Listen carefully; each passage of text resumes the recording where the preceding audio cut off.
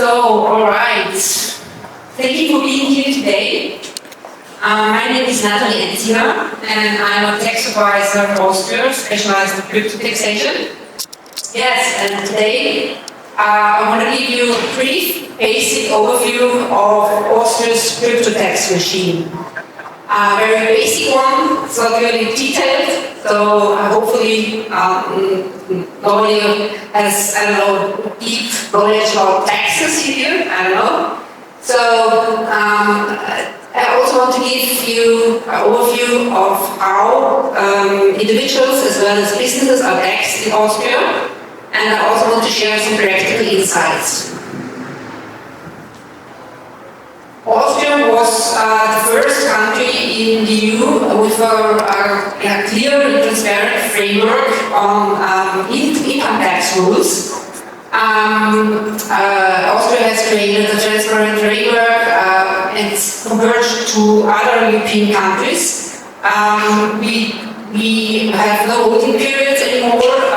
We treat crypto as a capital asset.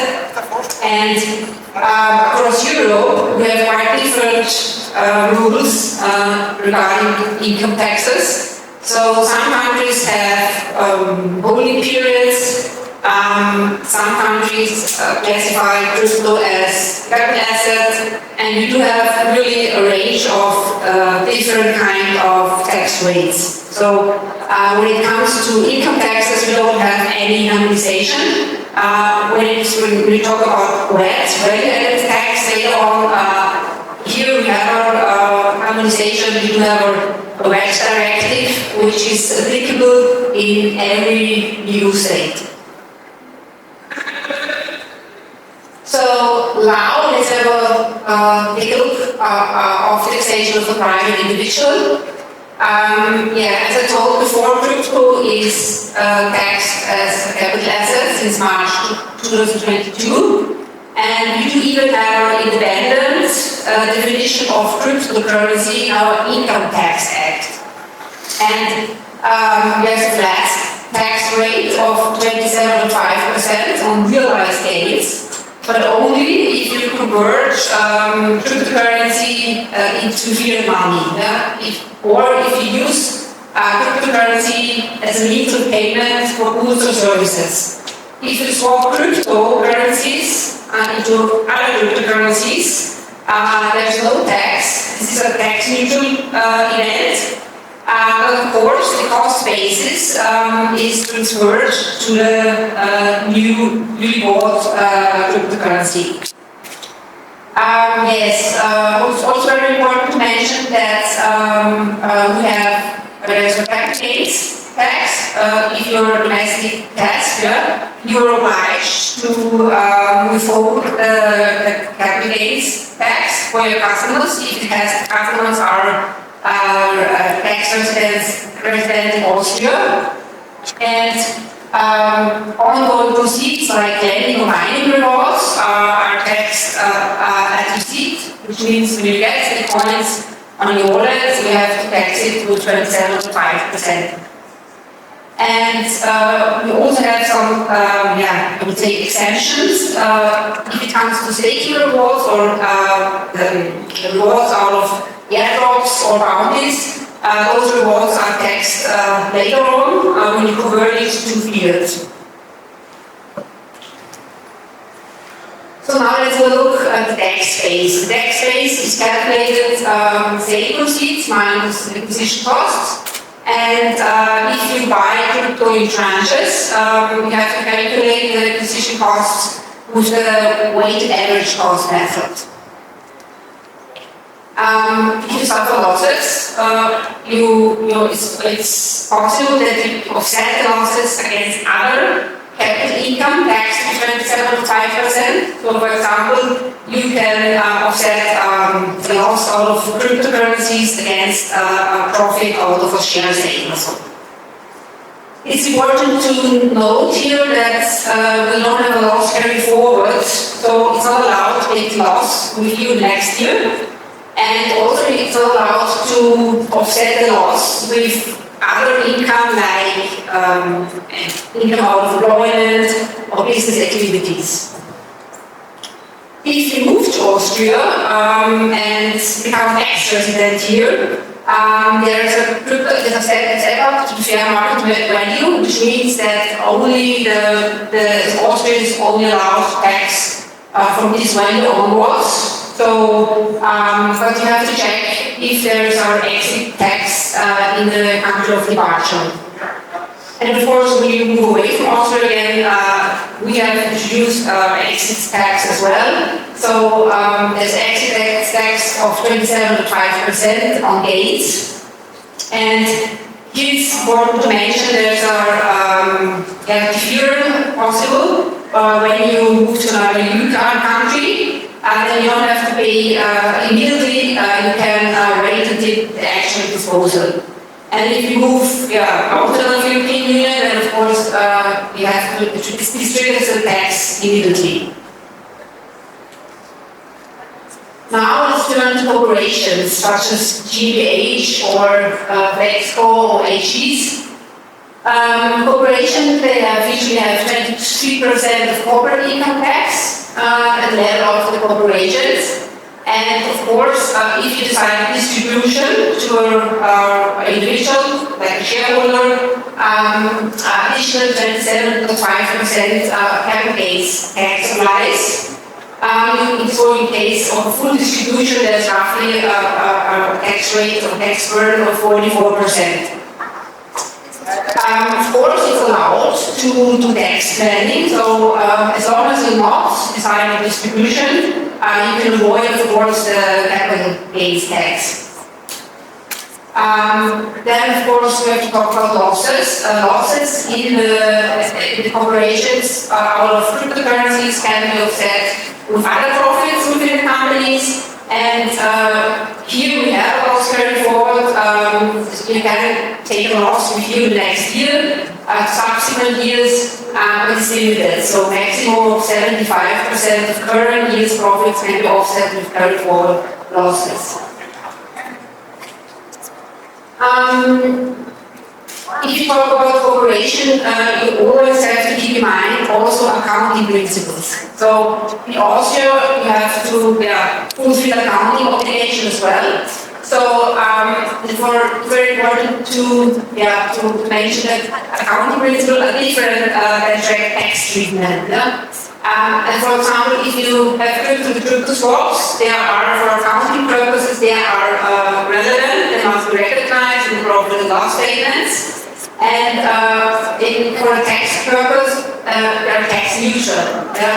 And also staking and airdrops, those rewards have to be recognized in the profit and loss statements, whereas for tax treatment, they can tax on later conversion into fiat money. So the problem now is that you have different kind of rules, and of course you have to do a kind of reconciliation. And this is very, in practice, it's very time consuming, and because we need many transactions, you should have a tool or something, and at the moment there are also many tools which can handle both accounting and tax treatment.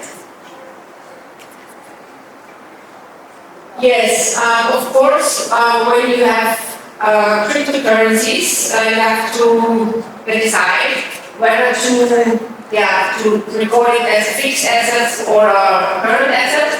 If you plan to hold the cryptocurrency for a longer time, usually for more than 1 year, as a strategic reserve or something, then there are more possibilities. You have to record it under fixed assets, but it depends now which kind of crypto asset is. For example, if it's Bitcoin or similar cryptocurrency with no counterparty, then usually you have a separate item called virtual currency or cryptocurrency under the intangible assets.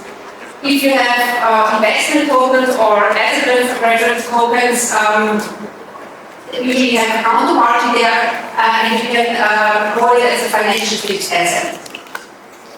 If you plan to hold your cryptocurrency not longer than 1 year, you can call it as a current asset. for example, short-term trading, liquidity management, or as a means of payment. Then you have to record it as other receivables, or you can also, if you generally, if you engage in mining, commercial mining, or if you are a gas or something, of course, you can also record it as inventory, under inventories. And in both cases, it's important that you have to measure the cryptocurrencies and the acquisition costs.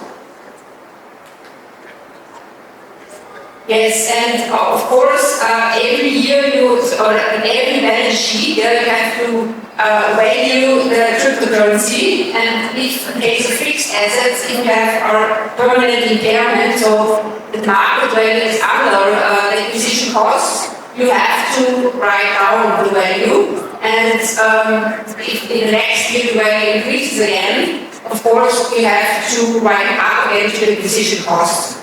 And in terms of current assets, it's not the same, because here you don't have to have a permanent impairment. This is always also non-permanent impairment. You will have the fact that you have to write out the low market value. And next year, of course, when the value increases again, you can, of course, write up to the acquisition cost again. What's very important is that you're never allowed to show the market value above the acquisition cost. So if you have cryptocurrency or cheap and the market goes up, then of course you have hidden reserves in your balance sheet. But you're not allowed to show it. Last but not least, I want to say something about the value-added tax.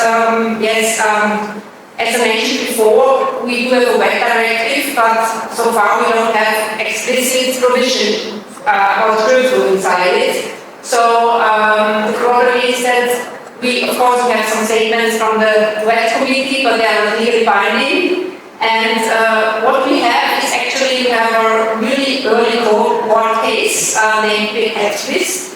And the Hedgewiz case is pretty famous. Because there was a Bitcoin broken in Sweden, and the question it was if he can use the tax exemption for legal tender for his commissions. And the court decided that he can use it.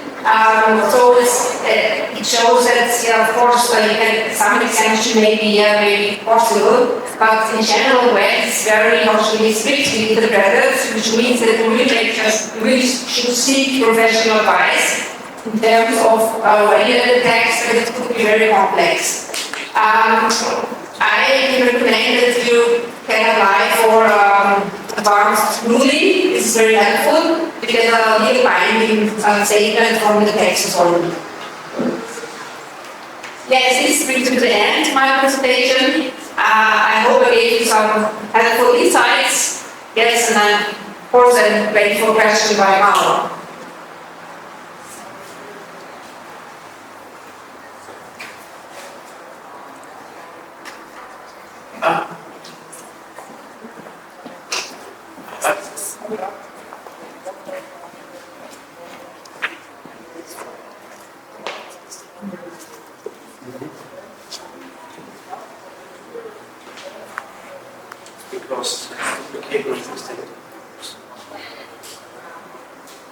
I think there's sort of a question. Yeah. We have a second micro there in the box. No? Here, in the corner. Yeah. Are there any questions?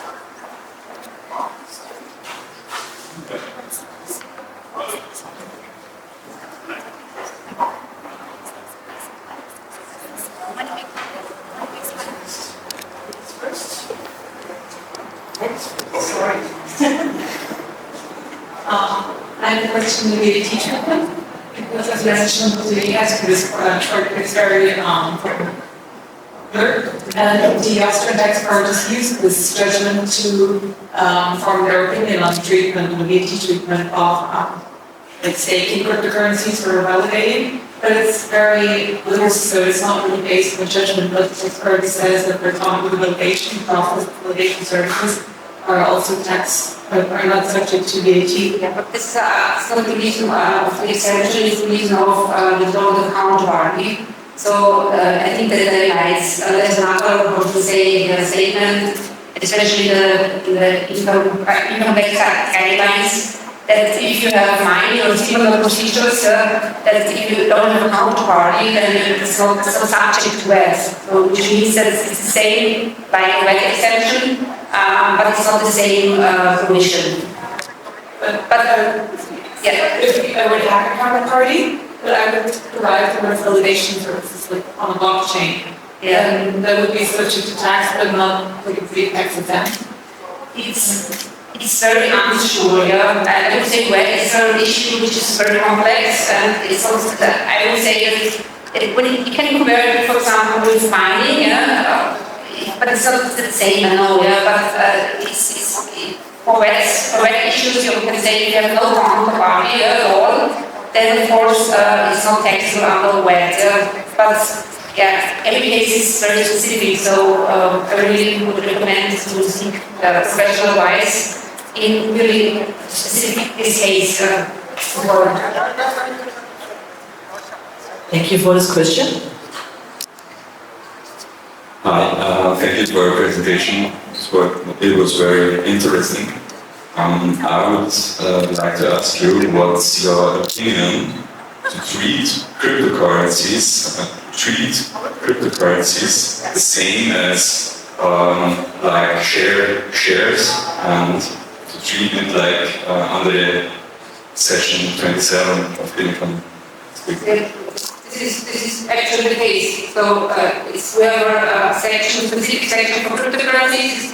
It's under capital income, so cryptocurrencies. Of course, there's some exception, maybe any fees that are not in the definition of cryptocurrencies, but it's like that. If you have, it's completely the same. If you have cryptocurrencies and you convert it to fiat, it's taxed the same way like shares. Yes, it is, but what's your opinion to... My personal opinion, Your personal... I really appreciate that. I think, yes, of course, I think it's a good situation for investors, and why not? I think having income should be fair, but it taxed the same way. So. Because the base idea of cryptocurrencies is to use it as a payment method. Yeah, but is it the directly spoken is not the case, or by now, or I don't know, I haven't seen so many cryptocurrencies used as means of payment so far. I don't know, maybe okay, yes, but not comparable to other ways of payment. So it's my personal opinion. Okay, thank you. Any other questions? Okay, then thank you very much, Natalie, for this great presentation.